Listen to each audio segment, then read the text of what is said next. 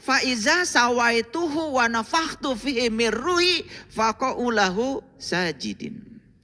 Ketika aku sudah selesai menciptakan tubuhmu, aku tiupkan ruhku. Jadi gak ada ruhmu, yang ada adalah ruhku. Bagian dari dirinya Tuhan yang ditiupkan kepada kita. Apa wujudnya ruhku? Tuhan mengatakan wujudnya ruh adalah nur. Nur itu bahasa Arab, bahasa kitanya adalah cahaya.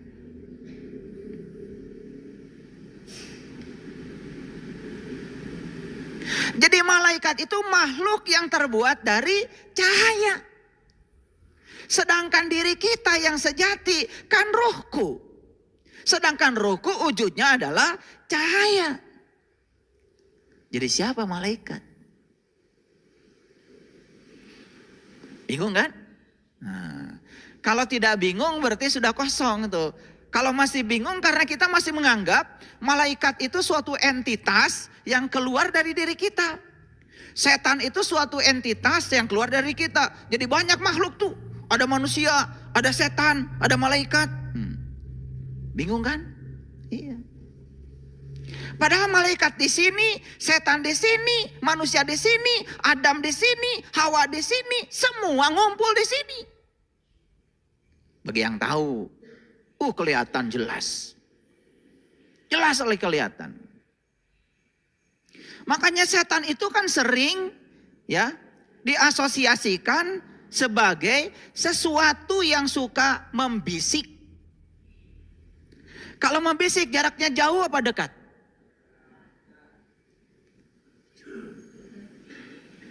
Kalau dari jarak jauh namanya teriak. Sedangkan di Quran tidak ada kata setan berteriak. Yang ada itu yuwaswisu fi sudur. Membisik kesadaran. Siapa yang suka membisikkan kesadaran kita? Kan sebetulnya pikiran bodoh kita. Pikiran gelap kita. Bukankah itu diri kita sendiri? Nanti malam mau bangun jam 2. Pasang alarm. Tepat jam 2. Yang mengatakan nanti malam mau bangun jam 2 itu kesadaran. Kamu yang sadar. Jam 2 alarm bunyi. Begitu bunyi ada yang bisik. Tiris. Tidak banyak bisiknya, cuman tiris. Bisa saja bisiknya cuma lebih sederhana lagi. Tunuh.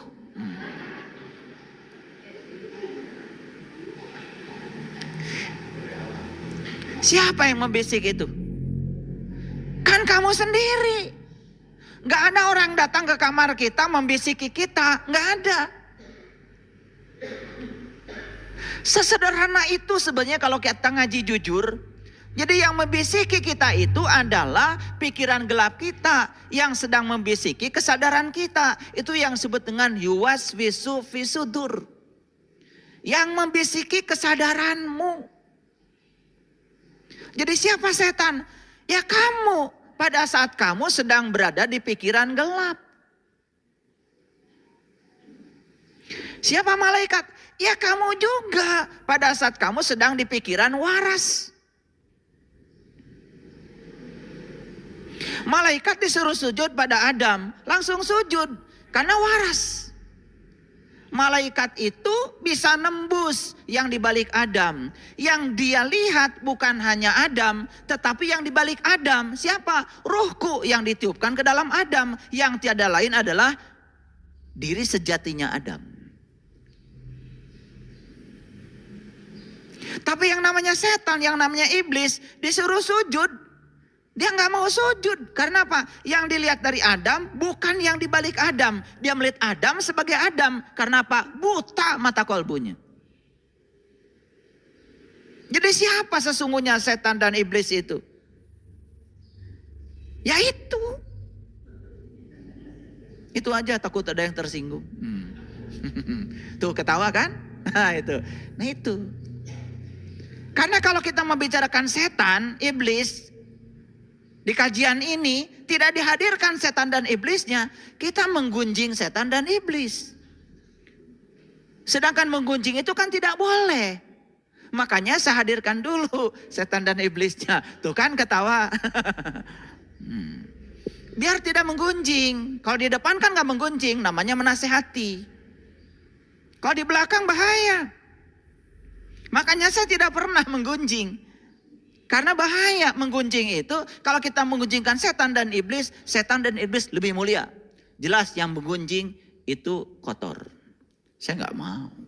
Makanya saya hadirkan dulu setan dan iblisnya. Baru saya bicarakan. Tuh pada ketawa kan? Iya. Bajunya kayak soleh. Ya itu. Ngerti ya sampai sini? Udah, nggak usah terlalu dalam. Nah, sekarang lanjutkan. Jadi yang disebut dengan malaikat itu ya, malaikat itu artinya adalah tekad. Malaikat itu artinya karep. Malaikat itu artinya keinginan yang sangat kuat. Dan tekad, karep, keinginan yang kuat itu disebut malak. Malaka ini malaikatun. Makanya sedikit belajar bahasa Arab supaya ngerti. Jadi malaikat itu malak, milik, kepunyaan, sesuatu yang terdalam yang kita miliki, itulah karep, tekad. Makanya yang menjaga aras itu ada 8 malaikat. Mari kita rinci. Ini urutannya harus benar. Karena selama ini yang kalian hafal, urutannya kurang tepat, alias tidak benar. Dari mana kita mengurut malaikat? Nih cara mengurutnya. Yang pertama, malaikat yang harus kita kenali adalah malaikat Munkar dan Nakir. Itu dulu. Siapa dia? Dia yang bertanya di kuburan. Apa kuburan? Pasti otakmu langsung. Kuburan adalah tanah. Siapa yang ditanya? Yang ditanya adalah orang yang sudah mati. Ada kerjaan malaikat. Orang mati ditanya-tanya. Itu bahasa siloka yang dipahami oleh kita keliru. Kuburan yang sebenarnya adalah tanah. Tanah itu apa? Nih tanah, nih tanah. Makanya Quran mengatakan aku ciptakan manusia terbuat dari tanah. Apanya? Jasmaninya. Karena tanah adalah unsur yang paling dominan. Tubuh kita tidak akan tumbuh hidup kalau nggak ada tanah. Karena kalau nggak ada tanah jelas nggak ada tahu. Kalau nggak ada tanah jelas nggak ada tempe. Kalau nggak ada tanah jelas nggak ada daging karena nggak ada rumput. Kalau nggak ada tanah jelas nggak ada kecap. Nggak ada tanah jelas nggak ada nasi. Semua itu yang kita makan itu berasal dari tanah. Unsur pembantunya, suplemennya adalah air, udara, matahari, sumber api. Tetapi unsurnya yang paling utama adalah tanah. Makanya kita terbuat dari tanah. Setuju sampai sini? Ya, kita ini terbuat dari apa yang kita makan. Gak pusing kan? Makanya bentuk tubuhmu ditentukan oleh mulutmu.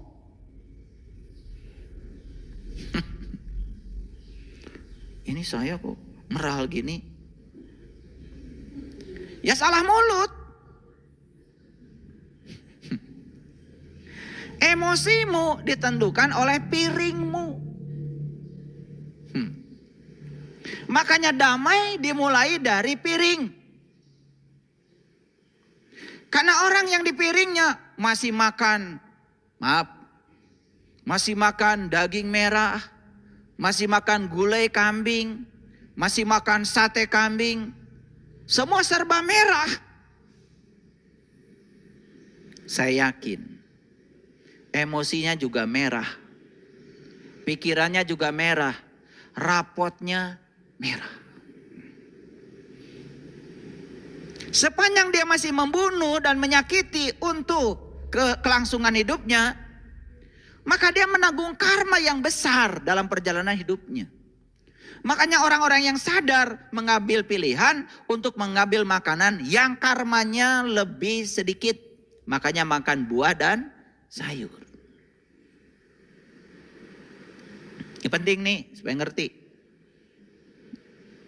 Jadi mulut dan piring itu bahaya kalau nggak dikontrol. Makanya kedamaian mulailah dari piring. Dari situ mulai kedamaian. Makanya orang yang sudah makannya bersih, makannya sayur, makannya buah, sudah menghindari makanan-makanan yang berasal dari membunuh binatang lain, itu sudah mulai itu karmanya sedikit. Pasti mulai damai itu. Itu diajarkan leluhur kita. Makanya di tanah Parahyang itu pa itu artinya tempat, ra itu cahaya, hyang itu leluhur, Parahyang tempat leluhur yang bercahaya. Di sini nih diajarkan kita oleh leluhur kita makan makanan yang langsung dari alam. Makanya ada peribahasa gampang punya istri orang Sunda.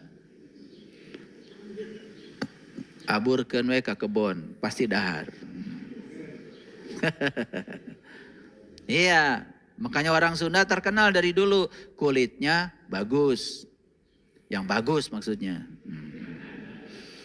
Karena apa? Sudah terbukti kalau makanan-makanan yang mentah, lalab-lalaban itu terbukti tanpa terpengaruh oleh panas api, ternyata itu bisa menimbulkan regenerasi sel. Leluhur kita udah sampai situ. Jadi alam ini sudah memasak matang. Dan setiap yang dimasak oleh alam itu sudah matang. Makanya makan langsung dari alam itu sehat. Nah itu ada bangsa yang persis seperti leluhur kita di Priangan ini. Siapa itu? Orang Jepang. Mereka lebih suka makanan yang langsung dari alam. Tanpa dimasak. Ternyata itu lebih sehat. Terbukti di Okinawa rata-rata umur orang sana di atas 100 tahun. Jadi yang menentukan umur tuh kita juga sebetulnya. Ya. Tergantung cara hidup kita. Nah kalau hidup sudah sehat kemudian meninggal, ya sudah. Itu baru kita berbicara takdir.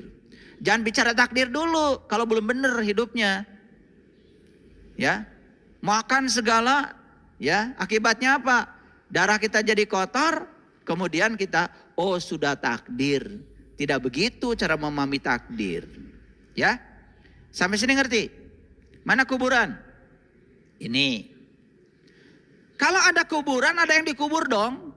Makanya orang Sunda bilang, aya kurung, aya kuring. Nah kuring teh nuka kurung. Makanya orang Sunda bilang, jisim abdi. Gitu. Jisim itu jasad, abdi itu kuring. Makanya Kira sering mengatakan, cekuring oge. Tuh. Tidak pernah mengatakan cekurung oge, dah kurung mah bukan diri kita. Diri kita yang sebenarnya kuring. Kurung mah anu ngurungan kuring. Itu yang disebut dengan diri sejati. Hebat leluhur kita mah.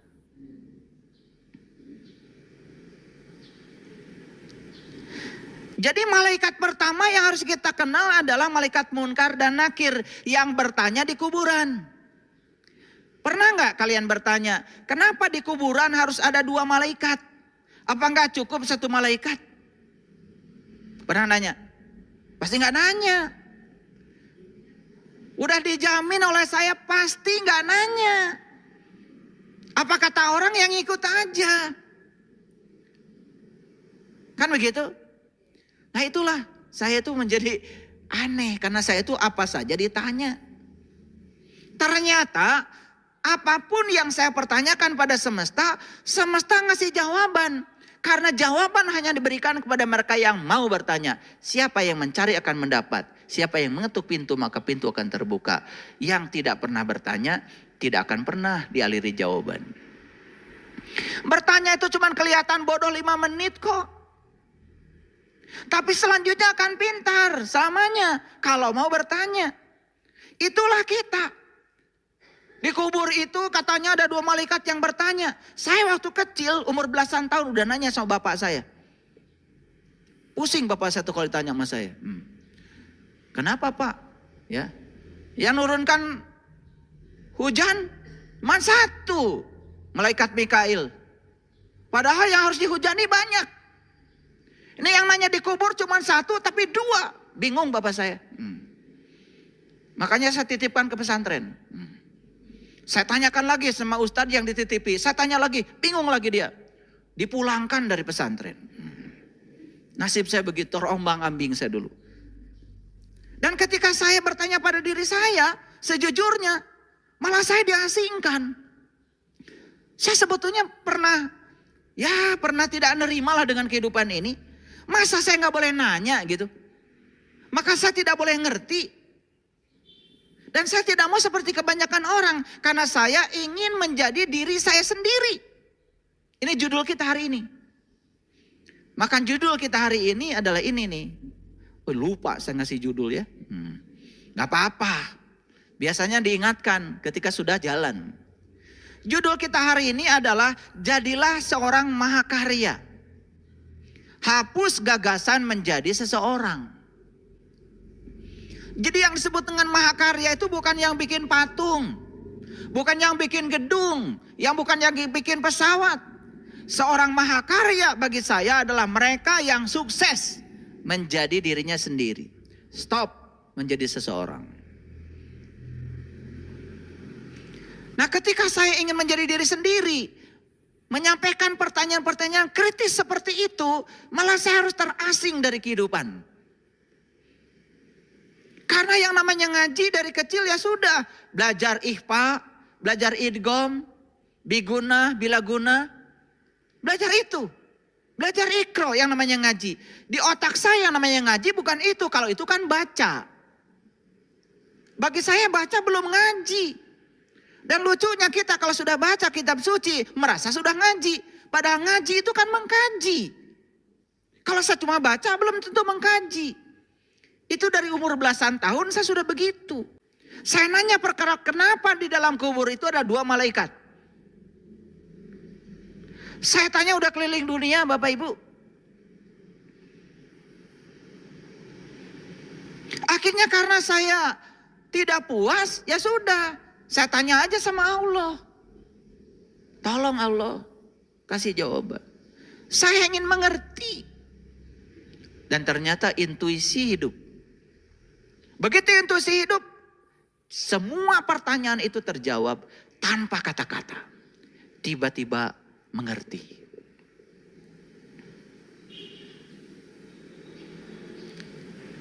Yang namanya syahadat itu kan 2. Asyhadu an la ilaha illallah wa asyhadu anna Muhammadar Rasulullah. Syahadat itu 2. Yang harus kita saksikan itu 2. Satu yang harus kita saksikan Allah. Yang kedua yang harus kita saksikan Rasulnya Allah. 2 kan syahadat itu. Makanya syahadat itu adalah penyaksi menyaksikan 2. Penyaksinya 1 yang disaksikan 2. Allah dan Rasulnya. Dan kenapa pertanyaan di dalam kubur itu 2. Munkar dan nakir yang harus dijawab oleh kita juga 2. Dalam tradisi Islam yang harus kita kenal 2. Nurullah, Nur Muhammad. Dalam tradisi Nasrani yang harus kita kenal juga 2. Bapa dan putra. Dalam tradisi Hindu dan Buddha yang harus kita kenal juga 2. Brahma dan Wisnu. Yang harus kita kenal dalam tradisi kejawen juga 2. Sukma Kawakas dan Sukma Sejati. Yang harus kita kenal dalam tradisi pewayangan juga 2. Batara Tunggal dan Batara Wenang. Luar biasa.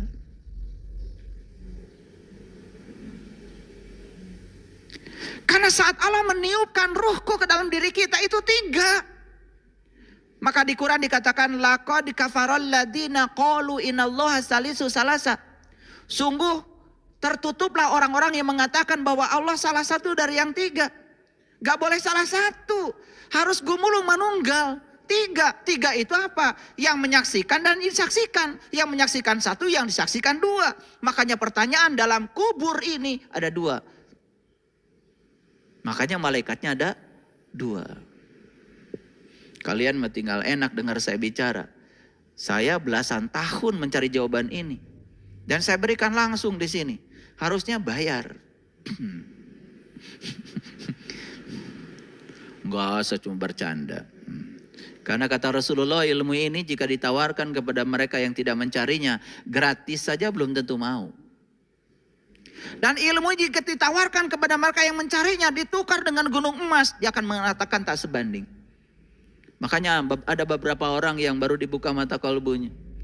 Kemudian bilang sama saya, tidak ada lagi kata-kata yang pantas untuk diucapkan.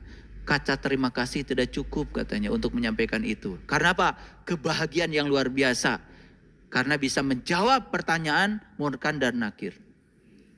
Apa pertanyaan Munkar dan Nakir? Kan man robuka. Kan itu. Man robuka, siapa Tuhanmu? Dan kita tidak akan bisa menjawab siapa Tuhanmu kalau kita tidak tahu siapa Rasul kita. Karena yang bisa mengantarkan kita kepada Allah itu Rasul.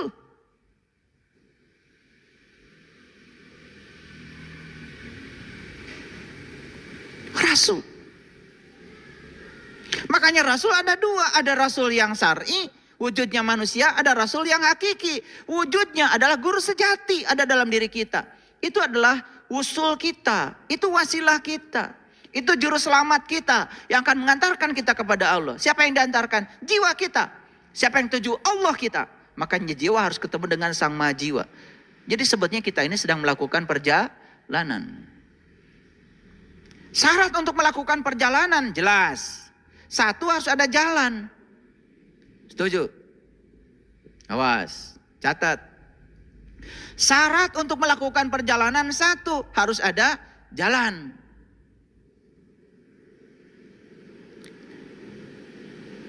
Setuju dengan saya? Apa jalan? Itulah agama. Makanya agama itu adalah jalan. Maka untuk mencapai tujuan, ya silakan mau lewat jalan mana saja. Yang penting Anda tekun di jalan Anda. Jangan mikirin jalan orang. Sementara Anda tidak pernah jalan-jalan. Tekun. Kan untuk mencapai masjid ini, kalian bisa lewat jalan mana saja. Yang dari Jakarta boleh lewat Puncak, boleh. Yang penting tekun di jalan, nyampe di sini.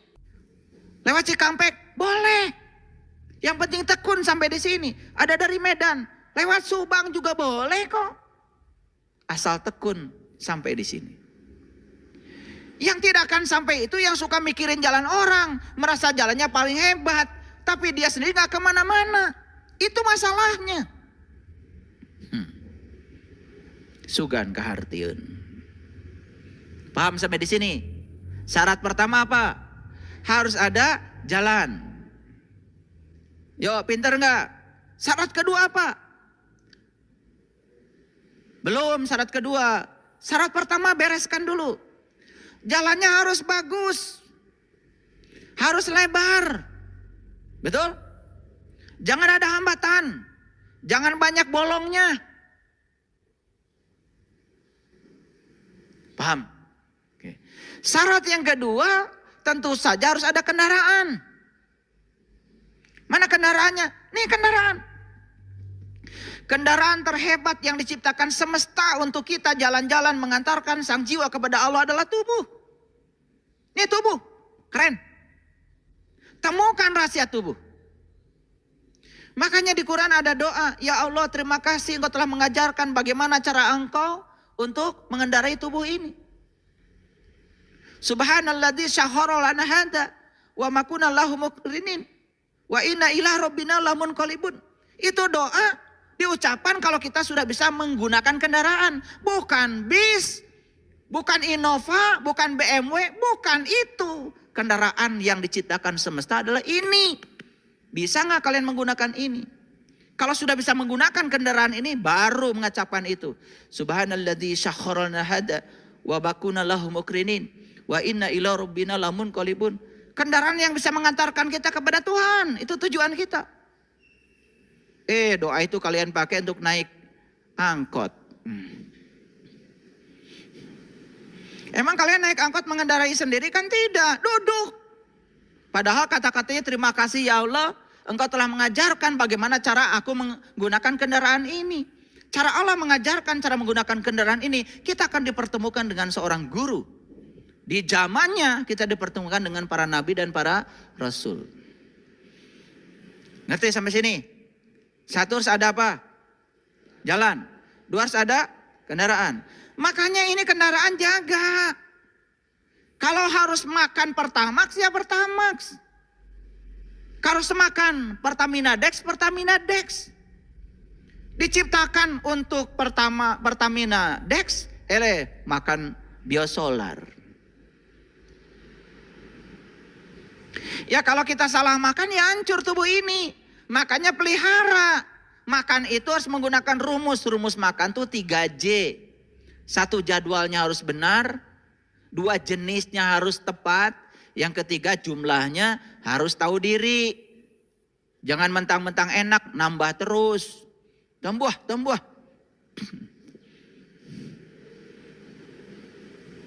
Gitu. Sudah ngambil 1 kil gede. Masih nambah keneh. Can teurap mah can eureun. Bagaimana? Kan sepertiga harus air. Sepertiga baru padat. Sepertiga udara. Supaya tubuh ini jadi kelihatan ideal.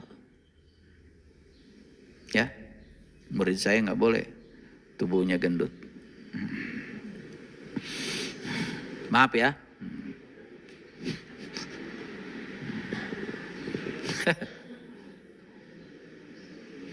Lanjut dulu. 1 harus ada jalan. 2 harus ada kendaraan.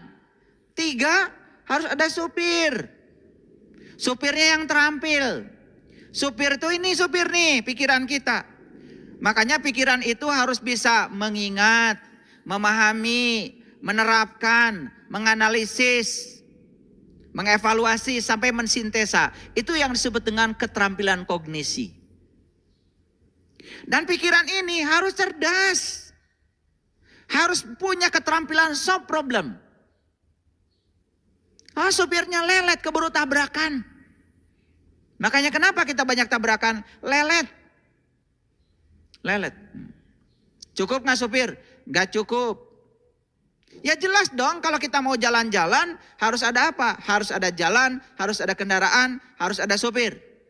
Harus apa lagi? Apa lagi? Ya ketika jalan harus ada rambu-rambu lalu lintas. Rambu-rambu disebut petunjuk jalan. Petunjuk jalan dalam bahasa spiritual disebutlah kitab suci. Maka setiap agama punya kitab suci, itu namanya petunjuk jalan. Kan kamu ditanya, apa petunjuk jalanmu? Kitab suci. Ngerti gak? Ya kalian cuma baca doang, gak ngerti isinya. Tidak pernah tahu apa yang ditunjukkan oleh kitab suci. Maka di Quran dikatakan, Alif Lam Mim Zalikal kitab la raiba fi hudan lil muttaqin. Jadi Quran itu akan menjadi petunjuk bagi orang yang bertakwa. Apa artinya takwa?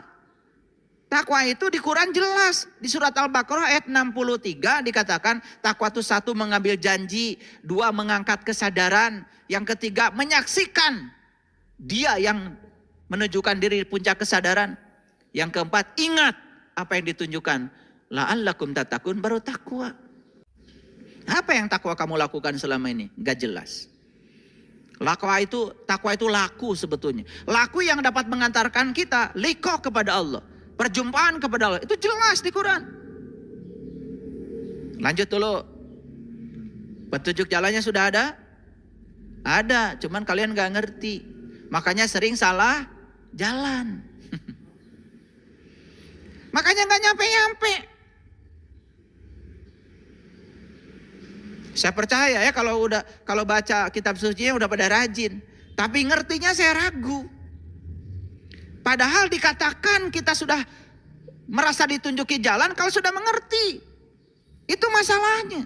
Sibuk baca sementara tidak mengerti. Lanjut, cukup? Gak cukup. Harus ada orang yang membantu kita memahami petunjuk jalan. Itu yang disebut dengan penuntun jalan. Di zaman Nabi dan Rasul itulah para Rasul. Sekarang kita tidak hidup sejaman dengan beliau. Kita hidup sejaman dengan orang-orang yang hidup bersama kita. Harus ketemu dengan seorang guru yang bisa menunjukkan apa maksudnya petunjuk jalan. Namanya penuntun jalan. Cukup? Belum cukup, jangan ngangguk dulu. Harus bawa bekal. Bawa bekal. Tahu bekalnya apa? Apa? Ilmu. Di Quran jelas, fatazawwadu fa inna khairu zadi taqwa. Berbekalah kamu, sebaiknya bekal adalah takwa. Takwa itu hurufnya ada 4, tawadu, selalu rendah hati. Qob, qanaah, menerima apapun yang terjadi di perjalanan apa adanya, jangan banyak protes. Waro, malu sama Allah, malu sama diri, malu sama sesama. Sehingga punya adab dalam proses berjalan. Yang keempat alif itu ikhlas. Itu bekalnya. Cukup? Belum cukup. Harus ada penumpangnya. Siapa yang mau dianterin? Siapa penumpangnya? Itulah dirimu, itulah jiwamu, itulah penumpangnya. Sadar nggak? Bahwa hidup adalah perjalanan. Kalau sadar hidup adalah perjalanan, berarti kita harus mencapai tujuan. Tujuan kita mengembalikan sang jiwa yang berasal dari Allah kepada sang maha jiwa untuk memenuhi ayat innalillahi wa inna ilaihi rajiun. Gitu. Makanya malaikat yang harus kita kenal pertama kali adalah malaikat Munkar dan Nakir. Supaya kita ketemu dulu Allahnya, ketemu Rasulnya. Supaya sang jiwa itu tidak berjalan sendiri. Ada pendampingnya, ada guru sejatinya yang mendampingi. Insya Allah dalam perjalanan tidak akan salah jalan. 1. Malaikat yang mana lagi yang harus kita kenal? Yang kedua. Malaikat yang kedua yang harus kita kenal adalah malaikat Ijrail. Apa tugasnya? Apa tugasnya? Pada pintar biasanya kalian. Kalau urusan ngapalin kayak gitu-gitu udah keren lah pokoknya. Disangkanya ntar di akhirat mau ditanya gitu ada ujiannya. Siapa malaikat pencabut nyawa? Ijrail gitu. Gitu? Gak penting. Yang paling penting sekarang kita kenal dan ketemu dengan malaikat itu. Kan malaikat saya bilang tadi tekad, karep. Malaikat Ijrail tugasnya apa? Mencabut nyawa. Makanya kata Nabi, mut anta qabla mut. Belajarlah mati sebelum kamu mati. Kata orang tua kita, kamu harus bisa mati sak jeroning urip. Supaya kamu bisa kenal jati dirimu. Harus belajar ilmu sangkan paraning dumadi. Ilmu sangkan paran. Dari mana kamu asal, apa tugasmu, setelah ini kamu mau kemana? Untuk bisa menjawab pertanyaan itu, kamu harus berkenalan dengan malaikat Ijrail. Agar kamu bisa belajar mati selagi hidup. Agar bisa mengalami ayat, kullun nafsin zaikatul maut. Belajar merasakan mati. Ayo, pikirkan kata-kata saya. Belajar merasakan mati pada saat setelah mati atau masih hidup? Masih hidup, atuh. Kalau sudah mati, kita tidak akan pernah bisa merasakan rasanya mati. Merasakan rasanya mati harus hidup. Makanya kullu nafsin zaikatul maut. Setiap yang bernyawa harus merasakan rasanya mati. Merasakan rasanya mati sekarang mumpung masih hidup. Sok yang waras pikirannya. Orang yang mati tidak akan merasakan mati. Namanya juga mati. Kan merasa itu harus hidup. Ini ngerti gak saya ngomong? Makanya banyak berkenalan dengan malaikat yang kedua, namanya malaikat Ijrail, supaya kita belajar mati sakjroning urip, supaya kita belajar untuk mematikan diri. Disitulah kita belajar membunuh ego, membunuh keakuan, dan lain sebagainya. Banyak. Kalau sudah berkenalan dengan malaikat Ijrail, apa yang selanjutnya kita harus lakukan? Kita harus berkenalan dengan malaikat Mikail. Tahu malaikat Mikail tugasnya apa? Menurunkan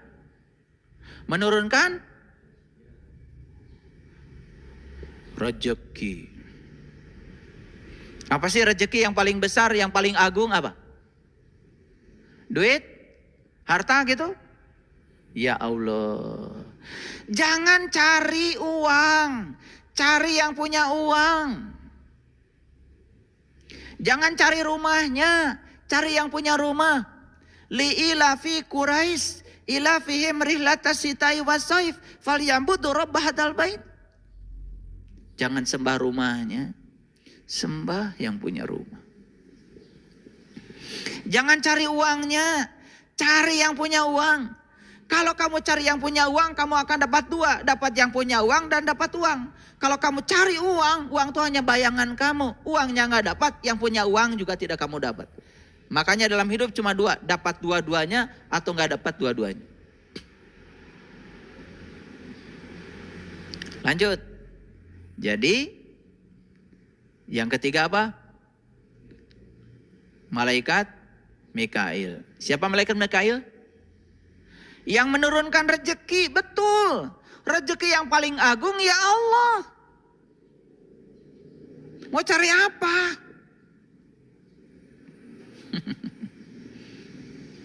Mau cari apa? Maka di Quran dikatakan laisa alaikum junahun antabtagu fadlam mirabbikum. Tidak ada dosa bagi kamu mencari karunia dari Tuhanmu. Karunia dari Tuhan yang paling besar adalah fadlan mirabbikum. Keutamaan dari Tuhan. Keutamaan dari Tuhan adalah Tuhan itu sendiri. Itu dulu. Bab itu selesaikan.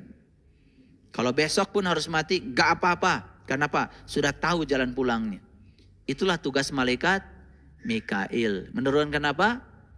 Rezeki. Rezeki yang paling agung apa? Ya Allah. Kalau sudah sampai kepada Allah, dibantu oleh Munkar dan Nakir, dibantu oleh Ijrail, dibantu oleh apa? Tadi Mikail.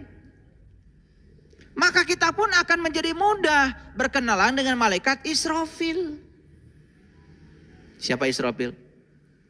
Yang meniup sangkakala. Tandanya apa sangkakala ditiup? Tandanya kiamat, tandanya bangkit. Maka kamu akan mengalami hari kebangkitan. Bangkitnya apa? Bangkitnya kesadaran. Indah ya? Sudah berapa malaikat? Munkar Nakir sudah. Ya toh? Ijrail sudah. Mikail sudah. Israfil sudah. Udah berapa? 5 tuh. Munkar Nakir kan 2. Ijrail 1. Mikail 1. Israfil 1. 5 ya. Jangan korupsi. Udah 5 tuh. Kan 8 semuanya. Oke. Nah kalau sudah sampai di Israfil, sudah kiamat, sudah mengalami kebangkitan kesadaran, sudah tahu jati diri, sudah tahu dari mana asal, kemana harus pulang. Di situ kita akan menemukan kedamaian yang luar biasa. Masuklah kita kepada malaikat Jibril. Siapa Jibril yang menurunkan wahyu? Wahyu itu adalah getaran-getaran ilahi. Kita nggak belajar itu, nggak belajar ini, tiba-tiba ngerti. Itu namanya miladun ka ilman. Itu yang namanya ilmu laduni. Pintar tanpa belajar, cerdas tanpa berlatih. Makanya kalau ketika saya sedang memberikan BMK, kalian perhatikan. Nanti kalau kalian sudah menyaksikan pusat semesta pada diri kalian sendiri, baca ayat mana saja kalian mengerti sendiri. Betul? Baru kaget. Loh, Gampang ya memahami Quran. Baru kaget. Itu yang disebut dengan melampaui kecerdasan pikiran. Itulah para nabi, para rasul. Gak sekolah, gak pernah masuk bangku kuliah, tidak pernah belajar di akademik. Tapi beliau itu adalah bisa menguasai ilmu apa saja. Itulah pentingnya anak-anak kita harus belajar ilmu yang benar. Belajar ilmu yang melampaui intelektualitas, namanya ilmu kesadaran. Di situ kita akan memasuki yang namanya intelijensia. Sudah ketemu berapa malaikat sekarang? 6. Alhamdulillah ya.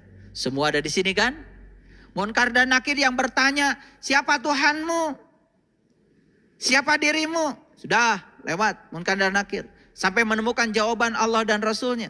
Malaikat Ijrail, kita belajar mati sak jerning urip. Malaikat Mikail, turunnya keutamaan dari Tuhan. Tuhan itu sendiri. Malaikat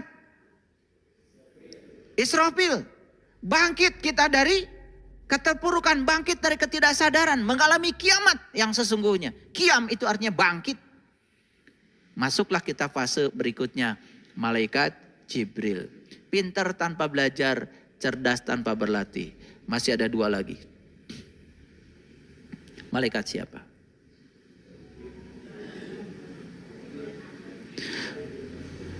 Malaikat Ridwan. Siapa malaikat Ridwan? Penjaga pintu surga. Mana surga? Ya ini. Ini mau dipercayakan ke siapa? Kalau dipercayakan pada Ridwan, ridho. Apapun yang terjadi, ridho. Dimarahin orang, ridho. Duit banyak, ridho. Kehilangan duit, ridho. Karena itu punya Allah, tidak pernah merasa kehilangan sesuatu yang bukan milik kita. Hidupnya sudah ridho. Apapun yang terjadi menerima apa adanya, bukan ada apanya. Itulah tubuh ini sudah dijaga malak Ridwan, penjaga surga. Jadi surga enggak ini? Jadi surga enggak ini? Kalau sudah jadi surga, apa yang terjadi berikutnya? Kita akan ketemu malaikat Rokib. Siapa Rokib? Pencatat amal baik. Yang dicatat tiap hari amal baik. Bicara menyenangkan. Punya uang berbagi. Rumahnya dikunjungi orang, nyuguhan. Punya kebun, punya ladang, undang orang untuk mereka menikmati berkah semesta. Itu orang yang sudah sampai di Rokib. Yang dia catat setiap hari adalah amal baik, amal baik, amal baik. Tidak ada satu orang pun yang berkurang kebahagiaannya dalam hidup ini. Maka dikatakan di ayat ini, malaikat menjunjung, 8 malaikat menjunjung tinggi ars di atas kepala mereka. Sudah hidup nggak 8 malaikat itu dalam dirimu? Munkar Nakir sudah hidup. Ijrail sudah hidup. Mikail sudah hidup. Israfil sudah hidup. Jibril sudah hidup. Selanjutnya apa? Ridwan hidup. Rokib hidup. 8 malaikat. Lah tekor ada 2 lagi. Yang 2 itu berbahaya. Yaitu malaikat Malik. Penjaga pintu neraka. Silahkan serahkan tubuhmu pada malaikat Malik. Malik itu milik itu aku. Kamu akan menjadi orang yang tersinggungan, gampang marah, gampang terbakar, gampang terkena hoax, gampang sakit kepala, gampang pusing, kunang-kunang, cara rangkel, segala di pikiran. Nah itu, terhina sedikit, pencemaran nama baik, lapor. Ya itu tuh si Malik tuh. Percayakan dirimu pada Malik. Malik tuh milik tuh aku tuh kepunyaan. Semua orang yang merasa ini aku, ini milikku, ini kebunku, ini mobilku, ini anakku, ini suamiku, ini istriku, semua aku. Rusak hidupmu. Betul? Itulah yang membuat kamu menderita. Pelitnya auzubillah. Ini duitku. Padahal kata Allah, aku titipkan rezeki ini padamu. Ada bagian untukmu, ada bagian untuk orang lain yang akan aku hadirkan padamu. Begitu kita dapat rezeki uang, ada orang pinjam uang ke rumah, harus tahu itu yang menghadirkan Allah. Karena Allah nitip pada kamu buat mereka. Ada orang yang minta sumbangan, harus tahu kalau itu ada titipan buat mereka. Siapa yang menghadirkan mereka kalau bukan Allah? La haula wala quwata. Tapi kamu tutup mulut, tutup wajah. Bahkan diusirnya mereka karena merasa ini uangku, ini milikku. Dan orang yang semacam ini sedikit aja uangnya hilang, yang dipikir yang hilang. Ada nggak kayak gitu? Di mana? Nah loh. Ini ngajinya kemana aja selama ini? Kalau ngapalin malaikat kalian udah lancar. Tapi praktek, mempraktekkan malaikat dalam hidup, mulai gagu. Karena ngajinya cuma sebatas syar'i. Jadi penghafal. Itu namanya learning to know, tidak learning to do. Maka kamu tidak pernah learning to be, tidak akan pernah menjadi dirimu. Kalau orang yang sudah dijaga tubuhnya dengan malaikat Malik, maka tubuhnya setiap saat jadi neraka. Apa yang terjadi?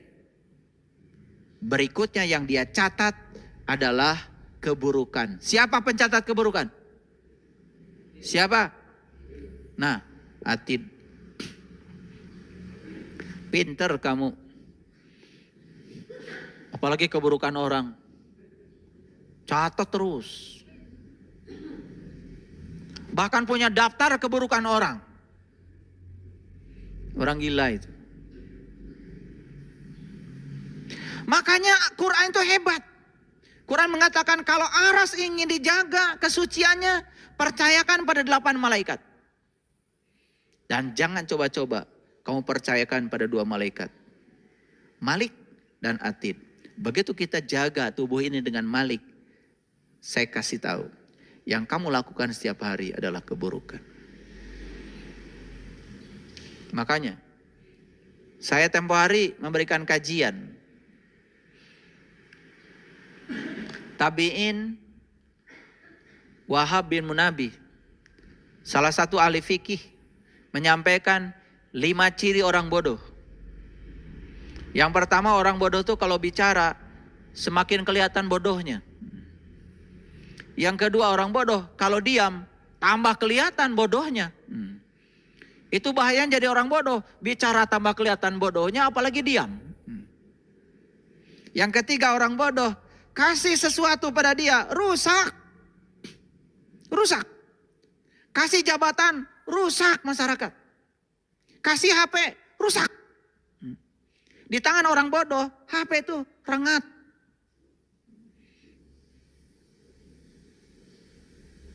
Ini saya kasih tahu nih, HP kalian yang kacanya belah-belah, itu jangan-jangan. Ya jangan-jangan karena bodoh. Saya tidak mengatakan kamu gak sekolah. Mungkin saja HP-nya kebanyakan dipakai gosip, retak juga. Karena orang bodoh itu apa saja berita dianggap benar. Iya. Ada orang kirim WA, tanda-tanda kiamat sudah dekat. Dia juga belum baca seutuhnya udah kirim ke temannya, share lagi. Dasar orang bodoh. Amati dulu, benar gak itu? Itu rusak. Yang keempat, ciri orang bodoh apa?